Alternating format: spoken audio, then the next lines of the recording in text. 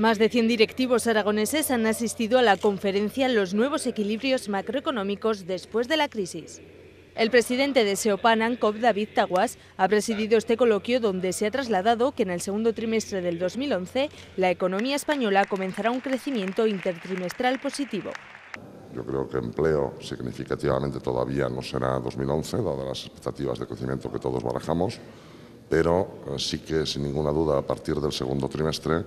habrá ya crecimiento intertrimestral positivo, aunque reducido, lógicamente, irá aumentando a lo largo sobre todo del siguiente año, en el escenario base, que es el que tenemos que luchar porque sea ese escenario base y eliminar el escenario de riesgo que tiene la economía española.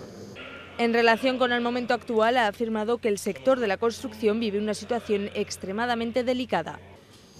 Realmente el sector de la construcción debería haber sido uno de los sectores en los que se hubiera apoyado la recuperación, pero lejos de esto, como usted sabe, la reducción de la demanda de obra civil y también los problemas por el lado de la oferta, sobre todo ligados a la nueva ley de morosidad, hacen que el sector viva una situación extremadamente delicada. En todo caso, la puesta en marcha del Plan Extraordinario de Infraestructuras debería ser un elemento clave para impulsar a la economía española, espero que pronto, en 2011. La Asociación para el Progreso de la Dirección, con la colaboración de Cajalón y CEAC, ha organizado esta conferencia coloquio.